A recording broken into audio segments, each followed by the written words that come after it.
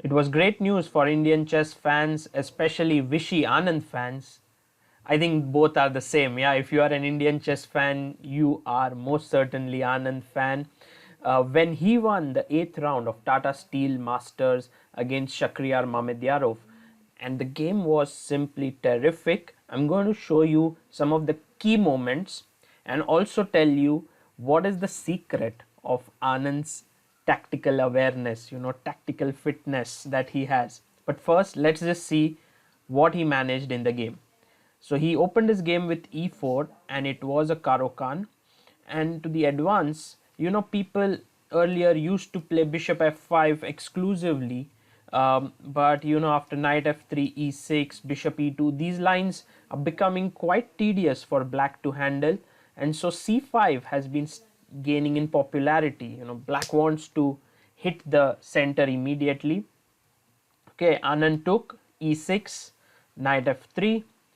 There's also another way to keep the pawn with bishop e3, and I would like to direct you to another video which I made on this line, which you can see above on the eye if you click over there. But Anand played knight to f3, and after bishop c5 he went a3. And I remember that in Spain, when I was playing in 2014, I saw a game by Levon Aroshidze. And what he did was very simple.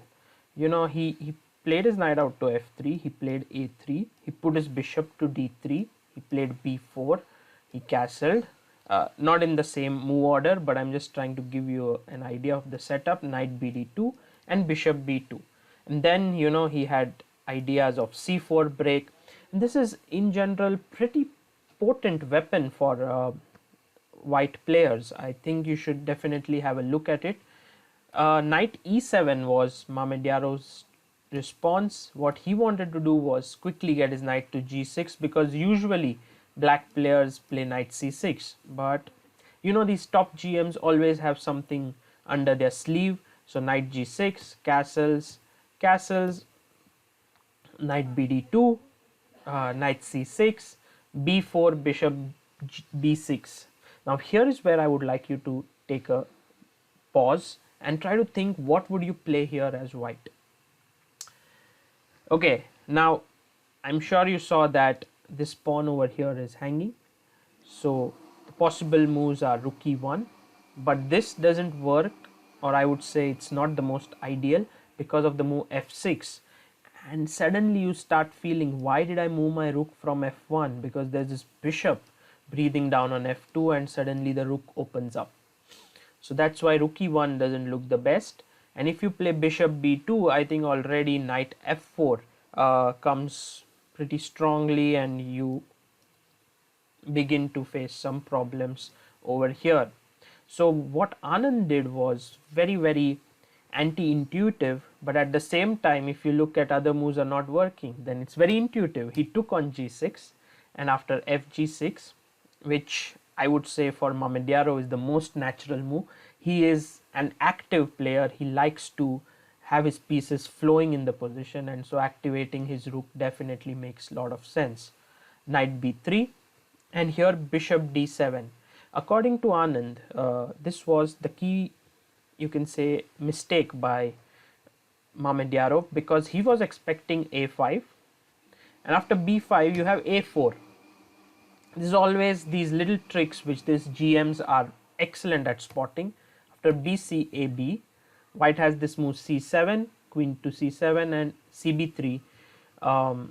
The position is around even, but it seems like black's position is somehow easier to play with these two bishops. But bishop d7 was played, and now the point is that after rook e1, a5 no longer is so powerful, because after b5 you cannot play a4. I can take, and take a piece. So that's the reason why he had to move his knight, and then came a4, and these two pawns here limit the bishop in a big way. Here is where Anand started to become a little confident, and after rook c8, bishop e3, rook e3, it seemed as if white could dream of getting an edge. But just look at this position, okay, from black's point of view. I feel that even though this bishop is not very active, he has this beautiful f file. He has this rook doing amazingly well down the c file. Queen c7 would come in, knight f5 is coming. So where ideally there should not be such a big problem, for black.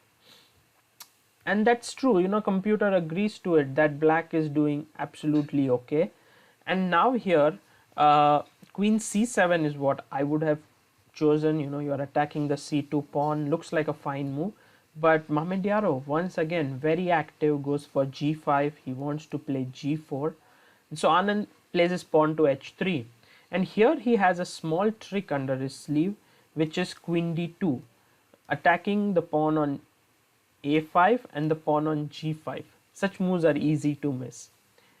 So that's the reason why Mamedyarov went b6, because he wants to defend the a5 pawn. However, a much more active way to play would have been h5 with the idea of g4. This is a little bit anti-intuitive. Here black is doing fine because he has the threat of g4. Sometimes the pawn moves to g3, queen could come to b6 or h4, and he gets a lot of play. So Mamedyarov should have gone for this, but b6, and here is where I want you to think like Anand. Pause the video, and if you haven't seen it already, then this would be a very good training for you. What should white play? Yes, and Anand was very happy when he spotted the move c4. Of course, he had seen it in advance and tactically very alert, because after rook c4, as was played in the game, there came rook d5. And yeah, tactically it all works out perfectly. You win the rook and you have won a pawn. So c4, rook c4, rook d5. Now he had to defend the bishop on d7. And here is where I really love Anand. When I see games of other Indian top players, like let's say Hari Krishna, Vidit, Adiban, Ganguly, Sethuraman, they all are able to play chess at a very good level. But once they get an advantage, many times they make mistakes.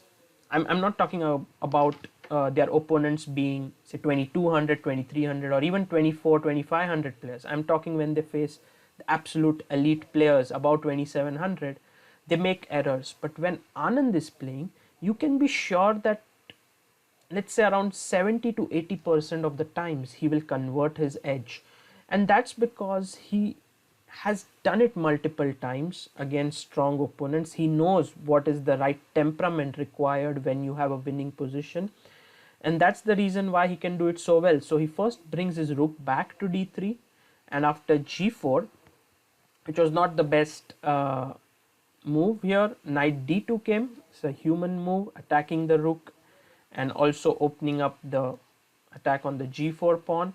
After rook b4, he took knight e7, and once again very simple, bringing his knight back, attacking the bishop on d7, and after knight d5, knight bd4.